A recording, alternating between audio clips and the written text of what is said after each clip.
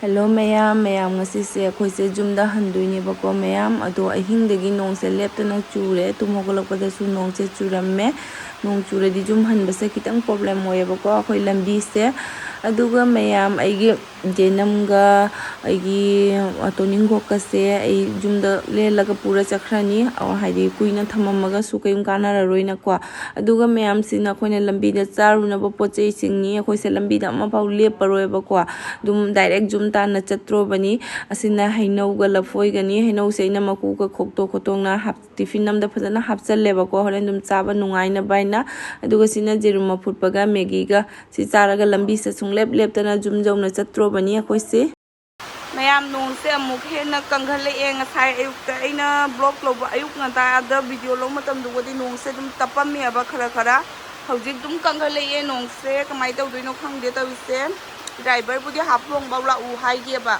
phana driver jawroga su lambi do nong churaga di haflong lambi su nuai tena kamai taw doino khangde jangmina se mayam makhona chapado lambi da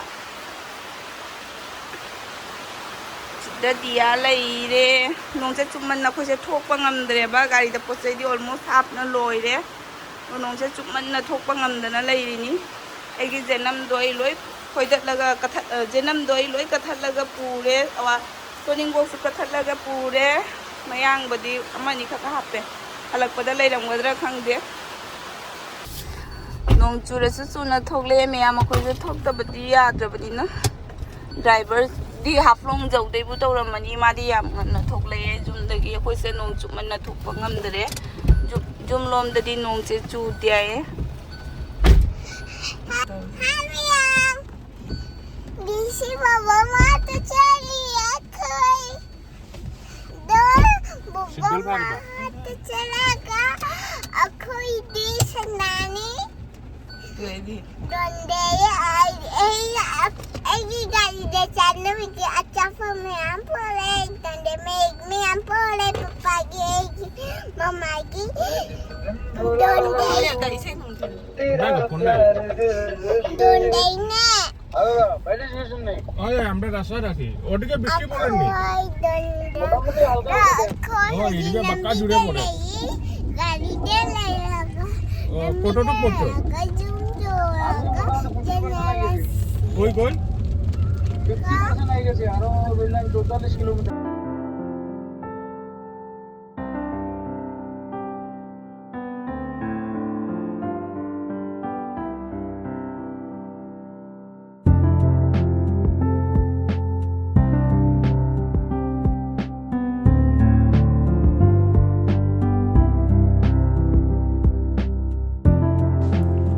mayam akhoi nong chubanina gari se dum kitang tap na oina thoraga lae jam kanna thoraktre ba dum nong churabanina duga mayam mami cha na bai akhoi se lichu khatang leibi gaina lichu se leibam lom da haiga laini haidi tespur lom da khatang chakhat pai mathau tai ba ko akhoi chali sidi tespur chang da bida chattoine ba bypass tagi how bro mahi ororo tare cha rodra masalo la mayam sai jawragadi nongse chubiram dare hojai lanka dagi landharaga lamting chapagi lambi ni abako sai se sedi nongga chubiram dre laibak phare haflong da churam dragadi yam phani gainoi di haflong lambi ni abako da main problem moi doi se the mobile gadi network phangge si lambi se ching lambi oi mare chali se ching moi su ching da chali hai bagi feel di oi de to network gadi amata lai de mobile gi sai se sa sabiram basa yam nungai re butterfly oi mari pai dise camera skati ubra khangde yam butterfly gari mamang se pai sale bia mama tum de tum raga hogale e kai jani ha megi ne ko megi se papa gari left di lo thok bazar oi ne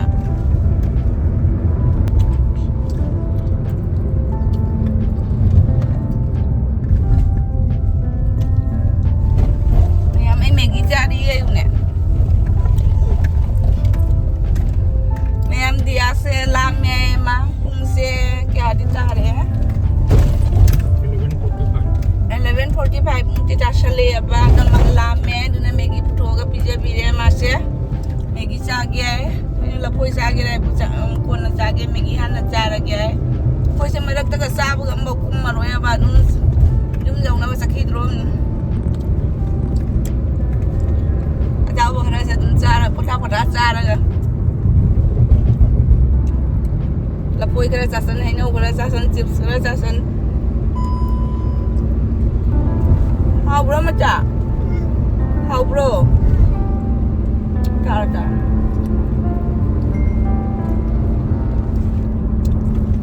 तार चारो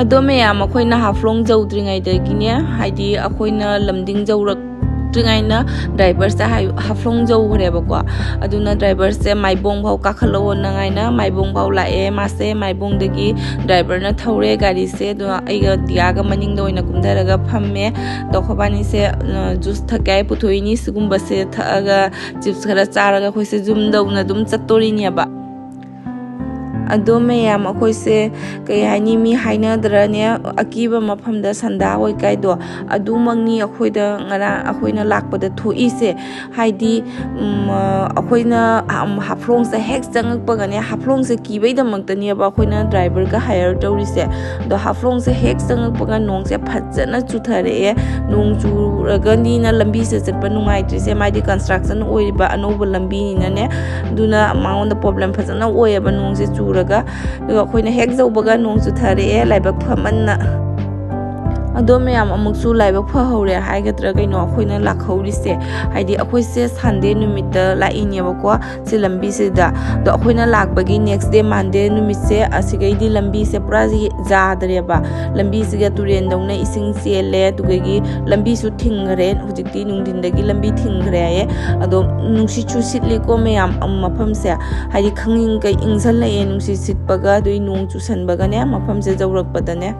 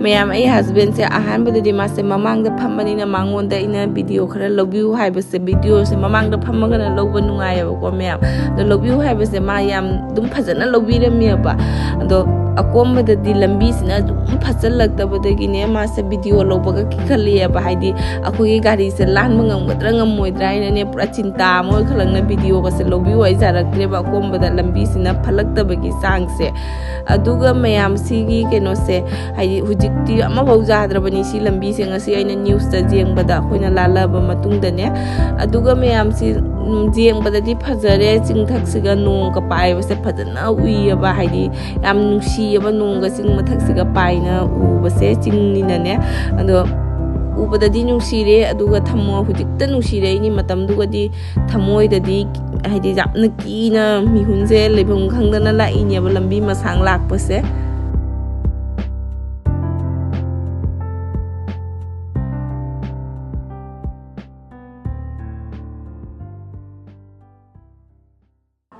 ꯃꯌꯥꯝ ꯂꯝꯕꯤꯁꯦ ꯐꯖꯅ ꯁꯔꯀꯥꯔꯅ ꯁꯦꯝꯃꯒꯁꯨ ꯃꯍꯧꯁꯥꯒꯤ ꯃꯥꯒꯤ ꯈꯨꯠꯁꯦꯝꯁꯤꯗꯤ ꯀꯅꯥꯝꯅ ꯁꯦꯝꯕ ꯉꯝꯗꯦ ꯍꯥꯏꯗꯨꯅꯤ ꯍꯥꯏꯗꯤ ꯂꯝꯕꯤꯁꯦ ꯀꯥꯏꯗꯅꯕ ꯍꯥꯏꯅ ꯂꯦꯟꯁ꯭ꯂꯥꯏꯠ ꯑꯣꯏꯗꯅꯕ ꯍꯥꯏꯅ ꯐꯅ ꯅꯨꯡꯒ ꯉꯥꯡꯅ ꯈꯣꯠꯅ ꯇꯧꯔꯁꯨ ꯑꯗꯨꯝ ꯑꯣꯏꯔꯛꯏꯑꯕ ꯉꯥꯛꯏꯕ ꯄ꯭ꯔꯣꯇꯦꯛꯁꯟ ꯑꯣꯏꯅꯕ ꯄꯣꯠꯁꯤꯐꯥꯎ ꯀꯤꯟꯊꯅ ꯐꯩꯅ ꯈꯥꯡꯅ ꯂꯩꯔꯦ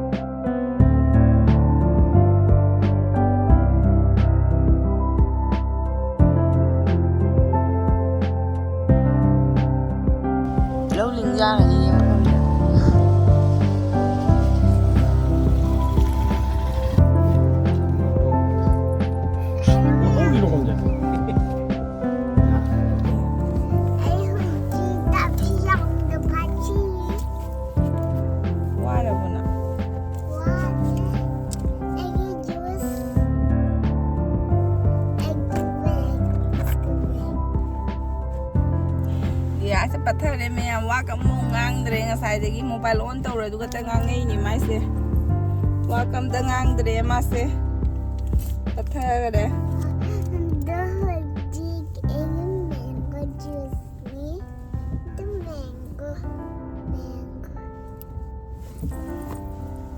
우레네 우레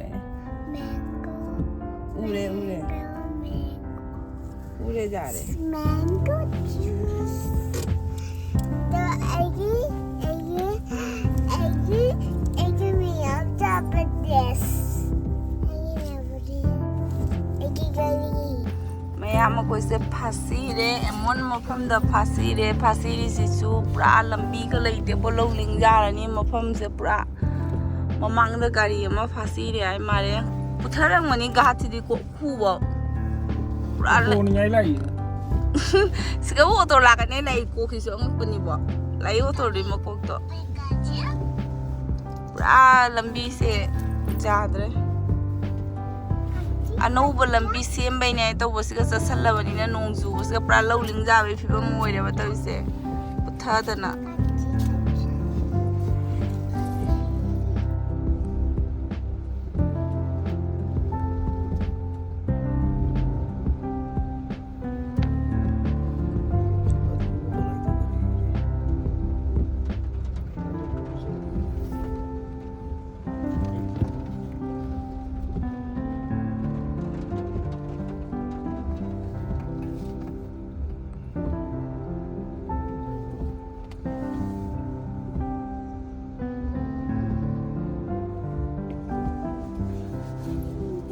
piti.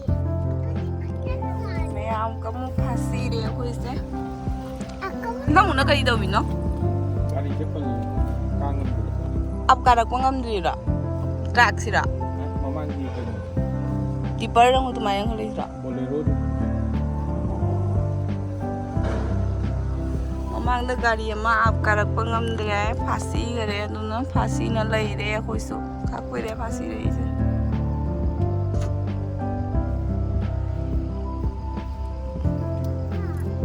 Dia macam ni tu yang tumbuh seru-seru naisan na tapak doa deh macam ni. tuminga. Oh. Tuminga na tungiwa. Oh. Ay gari buka arah betul deh jadi honari sih. Gai dai ya ketum ini ya.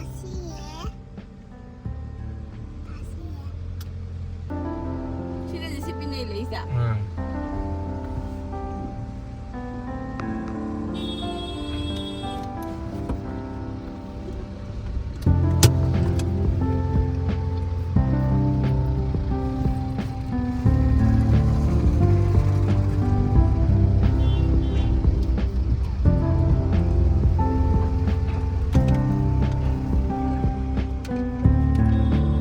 Mayam aku je hujan harangga jauh-jauh rabani apa, asi jauh pada wakal je katang relax oya apa, hai di swai degi di lambi apa basi hauri apa almost complete oya apa swai degi di construction se.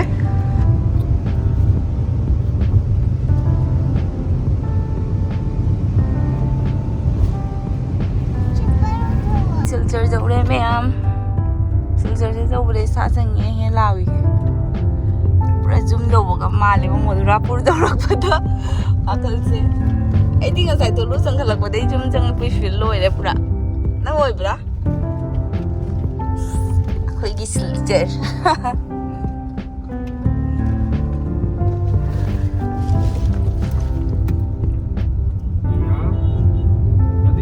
zoom jauh do re macha mama pagi tempat temu cakare tum na ni wala ai se lambi masang Mayam Sodorghat bridge dah udah, Sodorghat ke bridge dah udah bunung si raya. 2-3 months ulu draga udah pak bridge dah kalau pada bunung si raya. Hello. Phone kade. Sodorghat tu me. Kadang tu kan. Kali thari ini. Kali thari ini.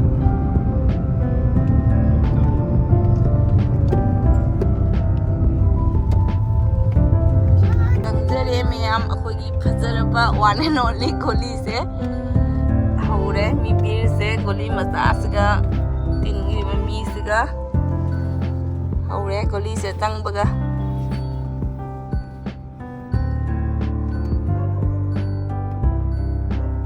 Lei ni tu. Kenapa tengah tengah ini sih? Kenapa ngai lagi tengah dah? Tengah dah kenapa ngai lagi? Gelas tu ada biunya kau bisa tanam pak. Kau loh.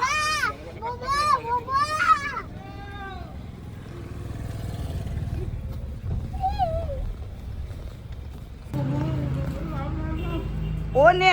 Ami, main tu, bukan main tu. Mama itu nanti konten nanti.